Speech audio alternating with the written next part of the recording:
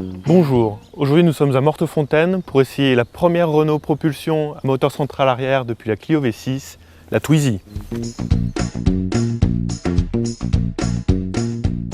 Il s'agit d'un petit véhicule urbain électrique que vous avez déjà découvert sous la forme d'un concept car et qui est aujourd'hui un prototype quasiment identique à la version qui sera commercialisée avant la fin de l'année 2011. Alors elle sera disponible en deux niveaux de puissance, une version 5 chevaux accessible sans permis et une version 20 chevaux qui nécessitera le permis B. Alors une fois à l'intérieur, on a l'impression d'être aux commandes d'un très gros scooter de type Piaggio MP3. Seule différence, et elle est assez conséquente, on a un volant. Il s'agit d'une 2 places en tandem. Alors vous pouvez trouver un coffre de rangement sous l'assise du passager qui fait un volume de 31 litres. Et vous avez aussi deux compartiments de chaque côté du volant pour un total de 10 litres. Pour le conducteur, c'est une ceinture 4 points. Donc c'est très simple. On met celle de droite comme une bride de sac à dos. Et celle de gauche est tout à fait conventionnelle. Hop là! C'est parti. J'enlève le frein à main, quand même.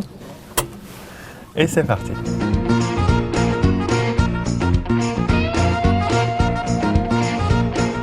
Une direction qui n'est pas assistée, justement. Donc un peu ferme, mais vu les petits pneus à l'avant, c'est pas forcément gênant. Petite accélération dans la ligne droite. Donc là, on bénéficie du couple immédiat des véhicules électriques, hein, ça on reconnaît bien cette façon de faire. Maintenant, des trucs un peu moins marrants du type créneau de façon perpendiculaire au trottoir. On est reparti, on va faire un deuxième créneau, cette fois-ci parallèle au trottoir.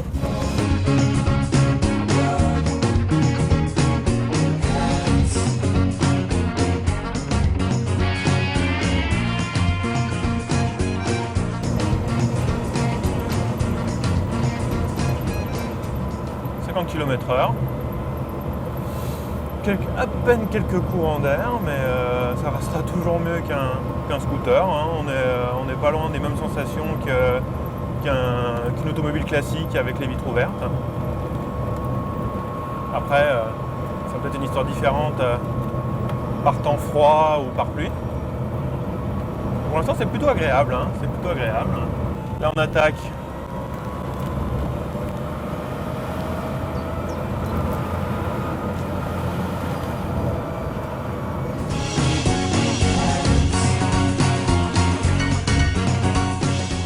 Alors quand elle sera commercialisée, une option sera disponible, c'est des sortes de portières qui arrivent à peu près à mi-hauteur et qui s'ouvriront en élytre pour permettre de pouvoir descendre du véhicule, même bien serré entre deux autres voitures.